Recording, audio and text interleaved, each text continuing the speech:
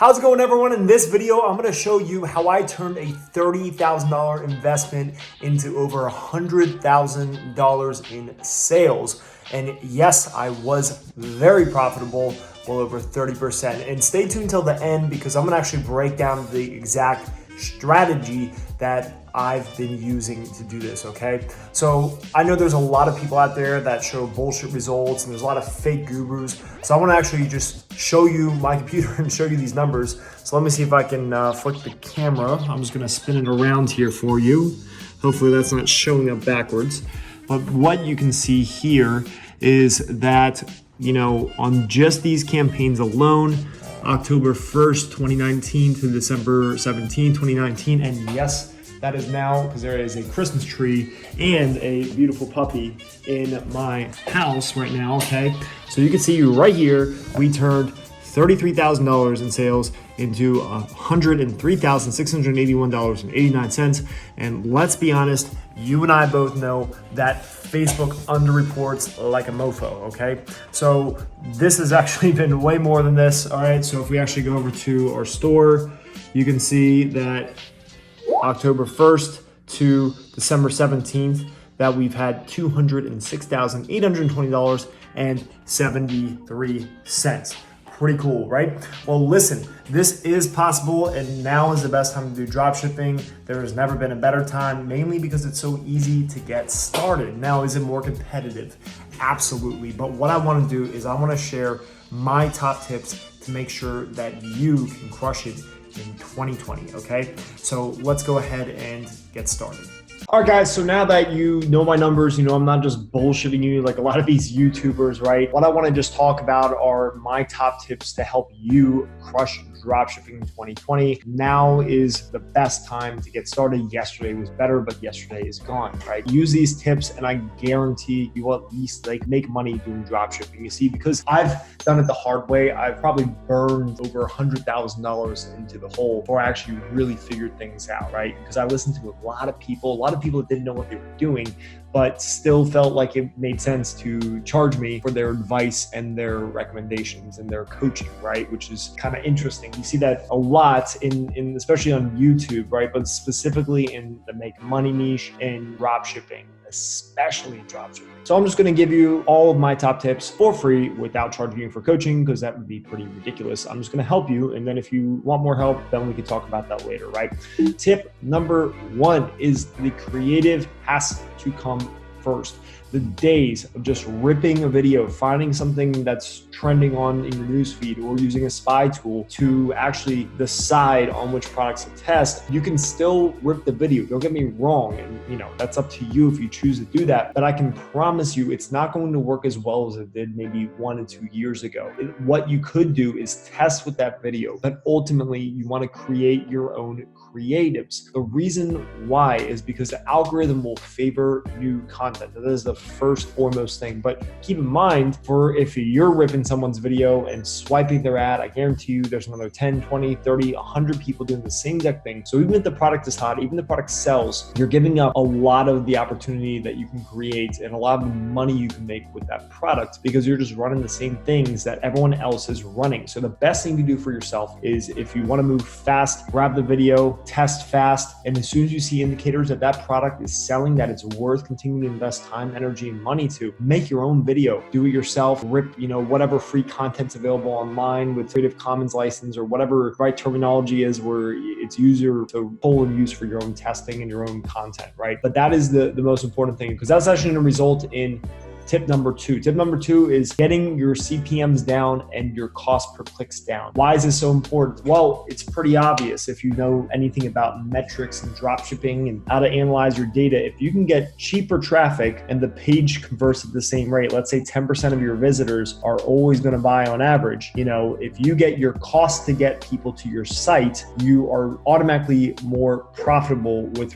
whatever your conversion rate is. And keep in mind too, if you find like an average product, maybe something that's not trending that people will buy, but it's not easy to sell, your creative can be the advantage. You getting your traffic cheap enough. So even if you only convert 2 or 3% of your visitors, if you get your traffic to your stores for less money, that's going to create margin for you. We'll talk about some other tips around creating margin as well, but that is super, super important. And these two are going to go hand in hand, right? It has to do a lot with the algorithm and how your audience is actually responding to whatever you're putting in front of them creative wise. But this is huge. This is the thing I ignored for the longest time that I'm kicking myself that I didn't take advantage of. Because like the first time I scaled up to 30K in a day, I was just using someone else's ad and I was still making 10 to 20% at scale, right? Which is pretty good, okay? What you have to think about is how much money I left on the table. I could have been doing maybe 30% profit on that day and through that whole time period where I was scaling that one product. We did like over 300K with one product in a month. And that's a big, big deal, because if I could go back and tell myself specifically what to do differently, it would be to do this, right? Create your own creatives, buy the product, just grab your iPhone. You know, we got these awesome phones. We can make really, really badass videos for basically nothing. Okay, you would be stupid going into 2020 not taking that to mind, right? Because if you look at any spy tools, or if you can just look at your newsfeed once you start, algorithmically being fed more dropshipping products, you're gonna notice everyone's using the same freaking video. Okay, and if you can do this one thing to differentiate yourself, I can promise you these two metrics are going to automatically adjust over time, right? So your CPMs are going to lower, which means you get more eyeballs for the same dollar, and your cost per click is going to go down.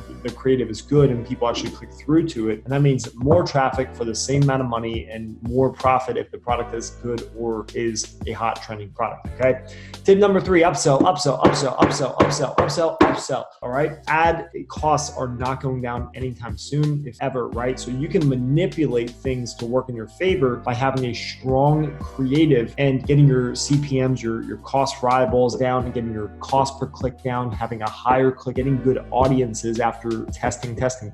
But even still, like let's say you're selling the lower ticket items, like I sell a lot of cosmetics, okay? I'm selling these things for 15 to 20 bucks, usually $5 shipping on top. And if I'm not adding in opportunity for the consumer to buy 1, 2, 3 more or something relevant, I'm really leaving a lot of money on the table. And if we have a bad day, a slow day, there goes my margin, right? So suddenly I've gone from 20, 30% profit and we shrunk down to like 10% profit if the ads just aren't converting, we're having an off day. So having upsells in place is going to be a game changer for you. So there's a lot of apps you can use for this. I've been using mainly Intercart right now. It's post-purchase, which gives you a couple of advantages. The first thing is that it's a one-page checkout. That means that there's one less step for the person to actually make a purchase, which is great for you because if there's less steps involved, there's less opportunities to bail and go watch a funny cat video, right? So think about that. And also what usually works best, depending on the product obviously, but for cosmetics specifically, is offering more of the same at a big discount. Okay, so if you sell your main product for $15 for a single unit, by offering after the sale is technically done an additional one for $9, it is very easy to get the person, let's say 10 to 20% of your buyers to actually jump at that. And that's going to allow you to really thrive on days where your Facebook's converting strong, and then at least break even, ideally still profit on days where things just aren't converting. So upsells are key. Intercart is the simplest app where I recommend you start, right? Retargeting and abandoned cart follow-up. So this is huge.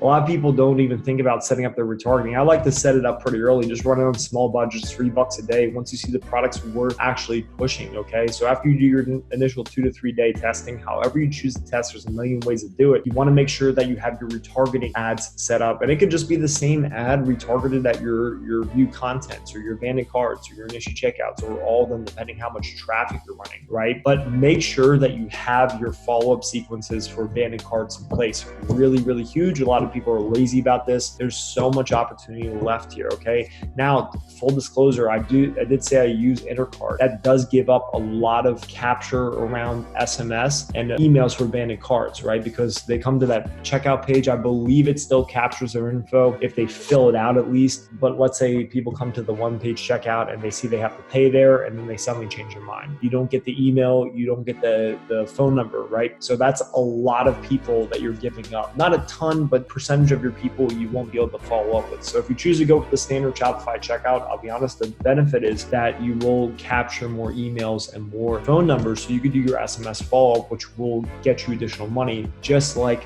doing upsells will, okay? But regardless, have it set up whether or not you're using Intercart, because you will still be able to follow up with a percentage of the people, because some people will still put in their information, just not complete the purchase. Simple apps are going to be Abandonment Protector, works really well if you only want to spend a couple bucks and you don't want to go for Klaviyo. Klaviyo works well as well, okay? A lot of people actually say that Abandonment Protector Plus works better than Klaviyo. I found the same to myself. Is it like a 10% difference? No, maybe like a 1 to 2%. If you're using post-purchase upsell app, such as OCU, one-click upsell, you will actually want to use Klaviyo, because the Abandonment Protector, I believe, does not integrate with it, okay? The other thing is the SMS. The SMS is going to work better, like I said, if you're using a Shopify standard checkout or even OCU versus Intercart. But SMS follow-up for abandoned carts is huge as well. Okay. And the last thing, this is it, guys, right? So always be testing new products, always be testing new creatives, always be testing new audiences. You never know what's going to work until you try it. Use your brain, use your mind, be smart about your selections and what you're doing. With a winner you have already, how do you continue to feed it so it continues to scale and grow and sell? New creatives, okay? New audiences, lookalikes, just the simple fundamentals that everyone talks about. On the flip side, always be testing new products, because you never know when your winner is going to dry up. And you're in the dropshipping game. You got to picture yourself like you're at a market and you're selling whatever's selling right now. And the second those things that you have stop selling well, you stop making money, right? So you have to be creative, literally and figuratively in a sense, with the things you have running right now. And then also what else is out there? What else makes sense? So I actually spend about half of my week doing product research, not just screwing around my ads manager. But this is something big that people forget about, especially people that are new. They find something that works and then it stops working. They're just left starting all over again. So these are my top tips for 2020. It's really a lot of the same of what's worked over the past year. It's just these things are going to become more and more important as ad costs continue to rise. So advertising on Facebook is not going to get cheaper anytime soon. You can just optimize it so it's the lowest cost possible for you with these tips. So one thing I want to say is look for my next video on product research. This is probably one of the biggest questions we get asked is, how do I find good products? So I'm going to detail down step by step exactly what to do. I'm giving you my strategy of how to make winners keep winning, right? How to take a good product and make it sell. These simple things. Obviously, we talk about scaling strategies and a million other things. We'll save that for another video, but what I gave you in this video is how you win in 2020. It is my strategy, okay? So look for my next video on product research. It's going to help you a lot and you'll definitely learn something, I can promise you, okay? So click the link you see on this video. It's going to take you straight there right now.